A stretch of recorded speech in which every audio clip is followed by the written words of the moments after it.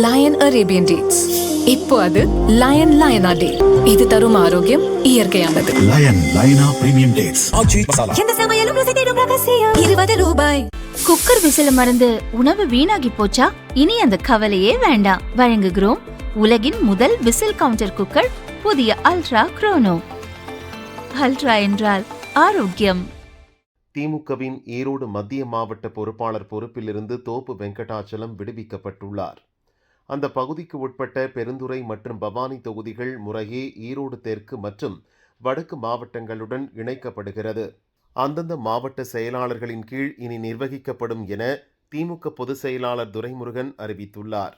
மறைந்த தமிழக முன்னாள் முதல்வர் ஜெயலலிதா தலைமையிலான அதிமுக ஆட்சியில் 2 முறை அமைச்சராக இருந்தவர் வெங்கடாச்சலம். ஜெயலலிதா மறைவுக்கு பின் 2021 சட்டசபை தேர்தலில் அவருக்கு போட்டியிட வாய்ப்பு வழங்கப்படவில்லை. இதையடுத்து தனது ஆதரவாளர்களுடன் திமுகவில் இணைந்தார். ஆனால் அங்கேயும் முறையான அங்கீகாரம் கிடைக்கவில்லை. திமுக முன்னாள் அமைச்சர் முத்துசாமிக்கும் வெங்கடாச்சலத்துக்கும் இடையே உட்கட்சி மோதல் இருந்து வந்தது. இதனால் சமீப காலமாக கட்சி பணியில் ஈடுபடாமல் தோப்பு வெங்கடாச்சலம் ஒதுங்கியிருந்ததாக கூறப்படுகிறது. இதனால் திமுக மாவட்ட செயலாளர் பொறுப்பில் இருந்து விடுவிக்கப்படுவதாக அறிவிக்கப்பட்டுள்ளது. கட்சி மாற எண்ணம் இன்றில்லையா இல்ல என்றுமே இல்லையா? இல்ல நாளை இல்லை, எந்த எண்ணமும் எனக்கு கிடையாது.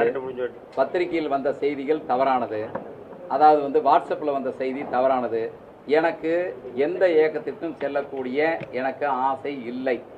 இதுவரை அப்படிப்பட்ட முயற்சி எதிலும் நான் 100% ஈடுபடவில்லை. நான் உண்மையைத்தான் சொல்லுவேன், உண்மைக்கு மாறாக எதுவும் பேச மாட்டேன். அத்துணையும் புரளி. ஆனால் நாளை என்பது நீங்கள் சொல்லியிருக்கிறீர்கள். நாளை இதை பற்றி நான் கொடுத்த இந்த விளக்கத்திற்கு ஏதாவது பதில் இருந்தால் எப்பொழுது வேண்டுமானாலும் நீங்கள் என்னிடத்துல பேட்டி எடுக்கலாம். இன்னும் நிறைய செய்தி இருக்குது. ஆனால் நான் ஒரு இயக்கத்திலிருந்து நாம் ஒரு பொறுப்பிலிருந்து நடவடிக்கை எடுத்த பின்னால ஒரு இயக்கத்தை பற்றி குறை சொல்வதும் அல்லது நாம் அங்கே இருக்கிற தலைவர்களை பற்றி குறை சொல்லிட்டு வெளியே வருவது அவ்வளோ மரியாதையாக இருக்காது. அதனால எனக்கு தெரிஞ்ச ஒரு சிலதை மட்டும்தான் சொல்லியிருக்கிறேன். நிறைய பாதிப்புகள் இருக்கிறது. சிப்காட்டில் உங்களுக்கு தெரியும், சிப்காட்டில் வழக்கு போட்டாங்க. நீங்கள் சுற்றுச்சூழல் பாதிக்குன்னு சொல்லி உள்ளிருப்பு போராட்டம் பண்ணவங்க பேரில் வழக்கு போட்டாங்க. வழக்கு போட்ட குடும்பம் யாருமே நாங்கள் எங்களுக்கு ஓட்டு போடல.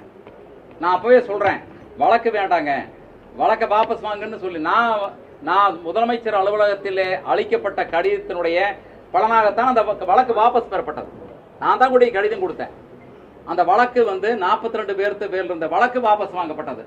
வழக்கு நாங்கள் கொக்கோ கோலா பிரச்சனை நான் அமைச்சராக இருந்தப்போ அவ்வளோ தூரம் வந்தப்போ கூட யார் பேர்லையும் வழக்கு போடல. ஆனால் வழக்கு போடுறாங்க. ஈங்கூரில் குடிநீர் பிரச்சனைன்னு போய் ரோட்டில் போடுறாங்க, அவங்க பேரில் வழக்கு. நான் ஓட்டு கேட்க போகிறப்ப அந்த ஏரியாவில் யாரும் எங்களை ரெஸ்பான்ஸே பண்ணலை. அப்போ அவங்க பேரில் வழக்கு. அப்போ நாம் தேர்தல் 3 மாதம் இருக்கிறப்போ நீங்கள் எல்லாரு பேர்லையும் வழக்கு போட்டீங்கன்னா நாம் எப்படி போய் மக்களை சந்திக்க முடியும்? இதெல்லாம் ஒரு காரணம். இது காரணம் யாருங்கிறது இது காலம்தான் பதில் சொல்லும். இது தெரியும், எல்லாத்துக்கும் தெரியும்.